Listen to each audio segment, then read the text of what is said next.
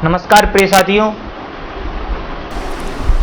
मेष लग्न के अष्टम भाव में यदि आपकी जन्म पत्रिका में मंगल स्थित है तो यह वीडियो आपके लिए बड़ा महत्वपूर्ण होगा।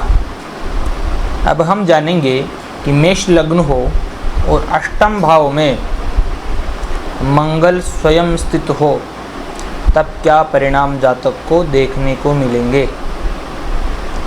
यदि आप हमारे YouTube चैनल पर अभी नए हैं तो YouTube चैनल को सब्सक्राइब तथा इस वीडियो को लाइक अवश्य करें। विषय में प्रवेश करते हैं। यहाँ पर मेष लग्न में मंगल लग्नेश तथा अष्टमेश दोनों है।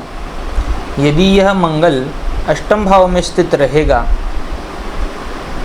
तो लग्नेश का अष्टम भाव में जाना शुभ नहीं है। लग्नेश का अष्टम भाव में जाना जीवन को बड़ा संघर्षमय बना देता है। जातक बड़ा संघर्ष करता है और संघर्ष के बाद में ही निखरता है। और अष्टमेश का अष्टम में बैठे रहना सरल नामक विपरीत राजयोग का भी निर्माण करता है।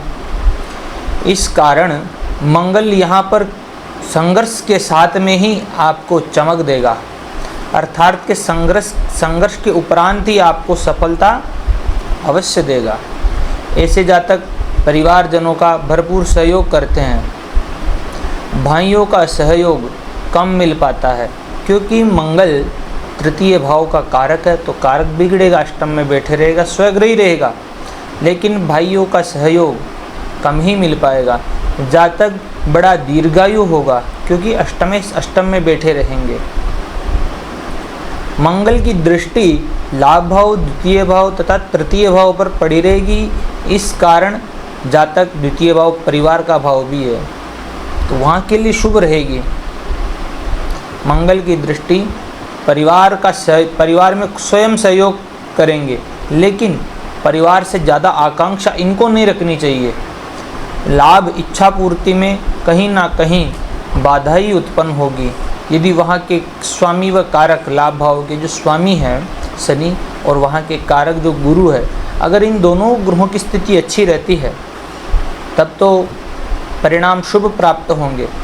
लेकिन अगर वहाँ के कारक व स्वामी दोनों बिगड़ते हैं तो आपके व्यापार के अंदर व्यापार में बड़ा संघर्ष देखने को मिलेगा।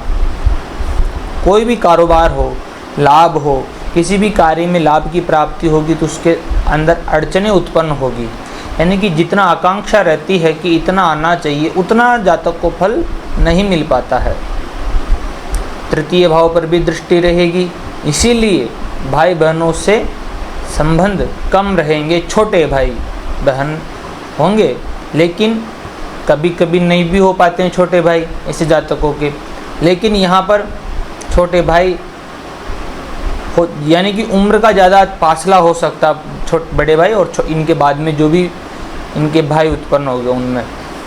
अब आगे हम विचार करते हैं। मंगल के साथ में यदि अष्टम भाव में ही चंद्रमा स्थित हो, नहीं, मंगल के साथ में ही यदि अष्टम भाव में सूर्य स्थित हो तब क्या परिणाम देखने को मिलेंगे। सूर्य यहाँ पर पंचम भाव के स्वामी होते हैं। पंचम भाव के स्वामी होने के कारण सूर्य इस जन्म पत्रिका में शुभ कहे गए हैं। यदि पंचम भाव के स्वामी अष्टम भाव में जाते हैं या लग्न के भी कारक है तो स्वास्थ्य में भी गिरावट करेंगे, अपमान हो सकता है, मान सम्मान में गिरावट, राज्य पद प्रतिष्ठा में कमी। लेकिन पंचमेश और लग्नेश का संबंध होने के कारण जातक को राजयोग की प्राप्ति होगी, लेकिन यह राजयोग 36 वर्ष की उम्र के बाद में प्राप्त होगा। यानी कि ऐसे राजयोग जो अष्टम भाव में बनते हैं वो जल्दी फलीभूत नहीं हो पाते हैं, समय ले लेते हैं। यहाँ पर पंचमेश का अष्टम भाव में बैठे रहना संतान पक्ष के लिए परेशानी रहेगी। संतान न भी हो ऐसे भी कयास लगाए जा सकते हैं, यानी कि ऐसा भी परिणाम देखने को मिलता है। शिक्षा में बाधा, पत्नी से लाभ इत्यादि जो भी आप सब पंचम भाव से संबंधित जो भी फल है, बुद्धि, विवेक, ज्ञान, पूर्व जन्म के संचित कर्म, इनमें क्षीणता कर देता है यहाँ पर सूर्य बैठ करके। अब आगे विचार करते हैं। मंगल के साथ में यदि यहाँ पर चंद्रमा हो, चंद्र और मंगल की युति यहाँ पर रहेगी। चंद्रमा यहाँ पर चतुर्थ भाव के स्वामी होते हैं। चंद्र और मंगल की युति गजलक्ष्मी योग का सृजन करती है। जातक आर्थिक दृष्टि से बड़ा सुदृढ़ होगा। यहाँ पर मंगल नीच के रहेंगे। लग्नेश का स्वयं साथ में बैठे रहना नीच भंग राजयोग का सृजन करता है। नीच स्थिते जन्मनीय ग्रह स्यात् तद्राशिनाथो अपि तदुच्चनाथ सचंद्र लग्नाद यदि केंद्रवर्ती राजा भवेत् धार्मिक चक्रवर्ती। कहने का तात्पर्य इतना है, यानी कि सरल भाषा में चंद्र और मंगल की युति नीच भंग भी करेगी, विपरीत राजयोग का भी सृजन करेगी। विपरीत राजयोग का सृजन नहीं करेगी, नीच भंग राजयोग का सृजन करेगी। यहाँ पर विपरीत राजयोग तो स्वयं मंगल ही बना रहे हैं तथा गजलक्ष्मी योग का भी सृजन करने के कारण जातक के पास अथाह धन संपत्ति रहेगी। लेकिन यह गजलक्ष्मी योग है, इतना ज़्यादा तो फलीभूत नहीं हो पाएगा, लेकिन हाँ आर्थिक स्थिति सुदृढ़ अवश्य ही कर देगी। संघर्ष फिर भी इनका बना रहेगा चंद्रमा का नीच में होने के कारण। अगर यहाँ पर किन्हीं शुभ ग्रहों की दृष्टि पड़ती है तो मानसिक उन्नति, मानसिक शांति मिली रहेगी, अन्यथा मानसिक अशांति ऐसे जातकों को प्राप्त होती है। अब आगे विचार करते हैं। यदि मंगल के साथ में यहाँ पर बुध हो तब क्या परिणाम देखने को मिलेगा। बुध यहाँ पर तृतीय तथा षष्ठ भाव के स्वामी होते हैं। षष्ठ भाव के स्वामी अगर अष्टम में बैठते हैं तो यह भी विपरीत राजयोग, लेकिन शत्रुओं से परेशानियां उत्पन्न कर सकते हैं, पत्नी के स्वास्थ्य में गिरावट कर सकते हैं, क्योंकि कारण है उसका पत्नी के स्वास्थ्य में क्यों गिरावट करेंगे। पाप कर्तरी के अंदर होने का ज़्यादा भय बना रहता है। यहाँ पर ये मंगल और बुध की युति जो है, भाइयों से परेशानी है, क्योंकि तृतीय भाव के भावेश भी बिगड़ रहे हैं। वहाँ के कारक मंगल स्वयं बिगड़े हुए, तो छोटे भाइयों से संबंधित परेशानियाँ, आपका जो परिश्रम है वह ज़्यादातर कार्य व्यर्थ के कार्य करते हैं ऐसे जातक। ऋण रोग शत्रुओं से बच कर के रहना चाहिए ऐसे जातकों को। किन्हीं को पैसा उधार ना दें तो यह ठीक रहेगा, अन्यथा आर्थिक उन्नति के अंदर अवरोध उत्पन्न अवश्य ही कर देते हैं। अब आगे विचार करते हैं। मंगल के साथ में यदि यहाँ पर देव गुरु बृहस्पति स्वयं स्थित हो तब क्या परिणाम देंगे। गुरु यहाँ पर नवम भाव के स्वामी बनते हैं। नवम भाव के स्वामी देव गुरु यदि अष्टम भाव में स्थित रहते हैं तब जातकों को बड़ी कठिनाइयों का सामना भी करना पड़ता है। वैसे तो ये राजयोग है, मंद सौम्य सिताह पापा शुभो गुरु दिवाकरो, यानी लग्नेश और नवमेश का संबंध राजयोग कारक तो रहेगा। जन्म कुंडली में राजयोग है, राजयोग का फल जातक को, क्योंकि अष्टम भाव में स्थित होने के कारण राजयोग का फल थोड़ा विलंबता से मिलेगा, यानी कि 32 से लेकर के 36 वर्ष की उम्र के मध्य में ही राजयोग का फल मिल जाता है।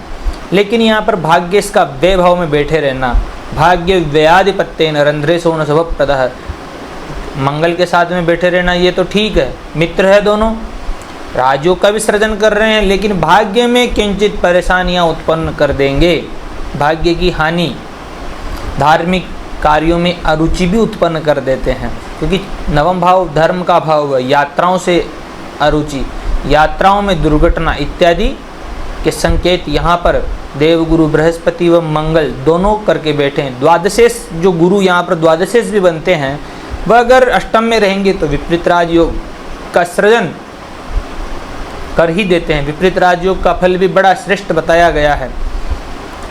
अब यहाँ पर गुरु की दृष्टि व्यय भाव पर, धन भाव पर तथा चतुर्थ भाव पर पड़ेगी, तो यह दृष्टि तो बड़ी शुभ रहेगी। गुरु की दृष्टि व्यय भाव पर रहेगी, धार्मिक कार्यों में जातक अच्छे कार्यों में ही धन का व्यय करेगा।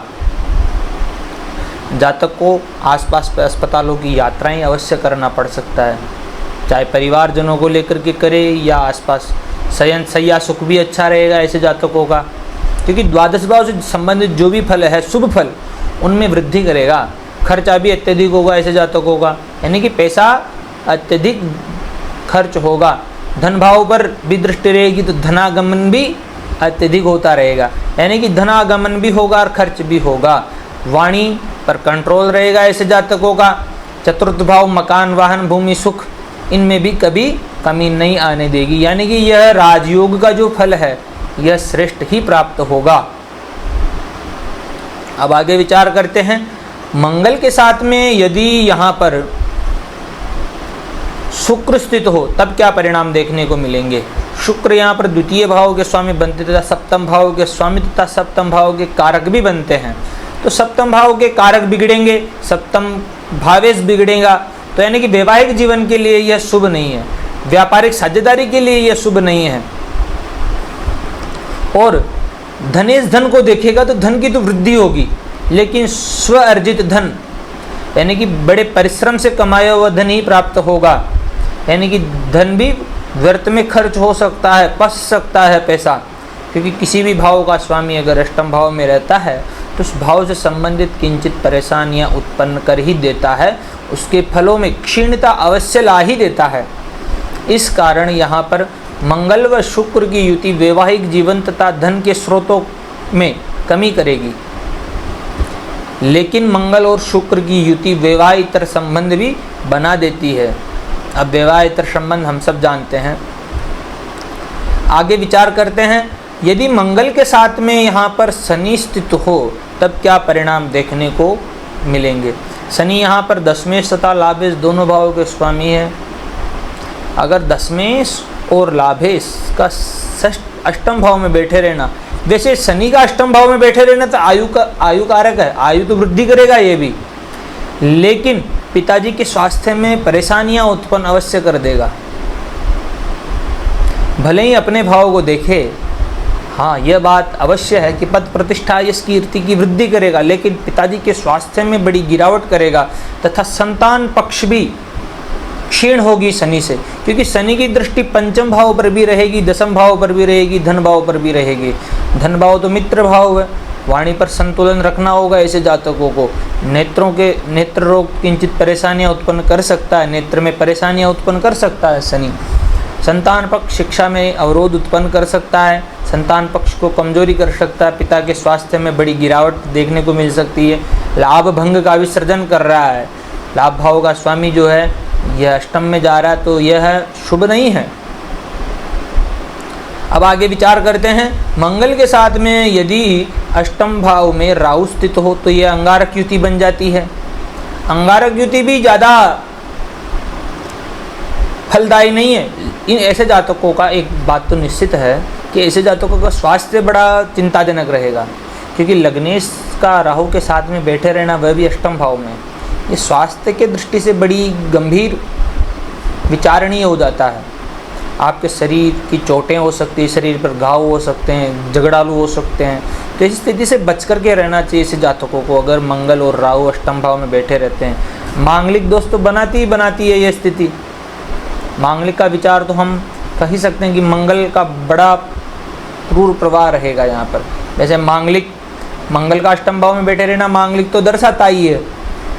जो भी वीडियो पूरा नहीं देख पाए उनके लिए अब कह दूं कि मांगलिक बनाता है अष्टम भाव में बैठा हुआ मंगल। तो परिणाम देखें तो यहाँ पर मंगल और राहु के परिणाम में चिंताजनक स्थिति रहेगी।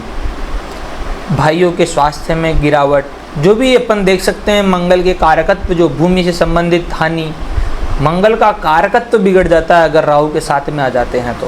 केतु के साथ में किंचित शुभता आ जाती है। केतु और मंगल की युति रहेगी तो अंगारक युति, लेकिन कहीं ना कहीं इस केतु का धार्मिकता में ज़्यादा आ जाता है। तो यानी कि कहने का मतलब ये, केतु के साथ में जो फल राहु के साथ में मिलने वाले हैं उनमें थोड़ी ही क्षीणता होगी।